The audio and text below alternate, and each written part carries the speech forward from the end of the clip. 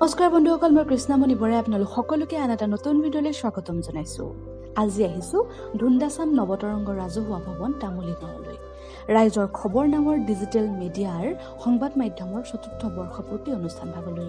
এই অনুষ্ঠান ভাগলৈ মোক এক বিশেষ দায়িত্ব অৰ্পণ কৰি নিমন্ত্ৰণ জনাইছিল। গতিকে সময়মতে অনুষ্ঠান ভাগ পালোগৈ। মই নাজানো এই দায়িত্বভাৰৰ মই ভাগিদাৰ হয় নে নহয়, কিন্তু তেওঁলোকে মোৰ ওপৰত যি বিশ্বাস ৰাখিলে, তেওঁলোকে মোৰ ওপৰত যি বিশ্বাস কৰি দায়িত্বভাগ অৰ্পণ কৰিলে, সেয়েহে মই তেওঁলোকৰ ওচৰত সদায় কৃতজ্ঞ হৈ ৰ'ম।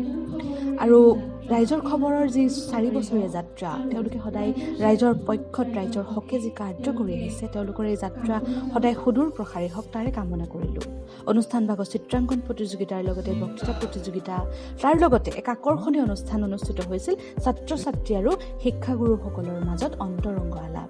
এক ধুনীয়া আৰু গাম্ভীৰ্যপূৰ্ণ অনুষ্ঠান। অনুষ্ঠানটোৰ সমভাগী হ'বলৈ পাই সঁচাকৈ মোক খুব ভাল লাগিল। 4 বছৰীয়া এই যাত্ৰাৰ বিশেষ ক্ষণত কেক কটা পৰ্বও হ'ল। লগতে সকলোৱে এই অনুষ্ঠান ভাগৰ দীৰ্ঘম্যাদী হওক বা সুদূৰ প্ৰসাৰী হওক, ৰাইজৰ হকে ৰাইজৰ খবৰে মাত মাতি যাওক, ৰাইজৰ পক্ষত থাকক তাৰে কামনা কৰি এই কেক কটা পৰ্ব সম্পূৰ্ণ কৰা হ'ল। ৰাইজৰ খবৰৰ অনুষ্ঠানটি সুদূৰ প্ৰসাৰী হওক, ৰাইজৰ হকে কাম কৰি যাওক তাৰে কামনা কৰি আপোনালোকলৈ এই ভিডিঅ'টো আগবঢ়ালোঁ। আপোনালোক সকলোৱে চাব, ছাবস্ক্ৰাইব কৰিব, শ্বেয়াৰ কৰিব, লগতে কমেণ্ট কৰিব। আৰু এটা নতুন ভিডিঅ'ৰ সৈতে আপোনালোকক আকৌ লগ পাম।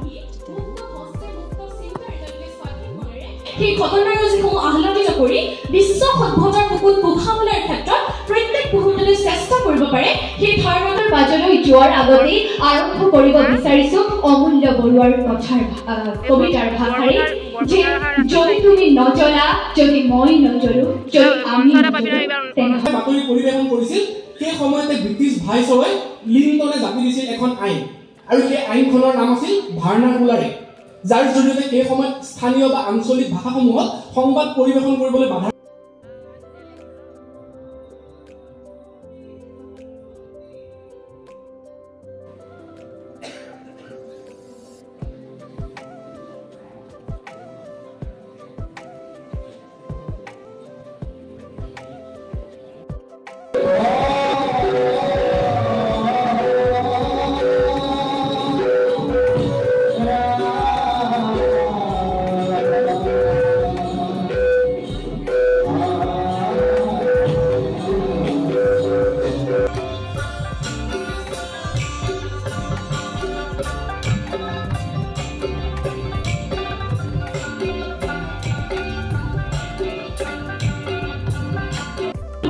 মানৱতাৰ অন্ত নাইকিয়া।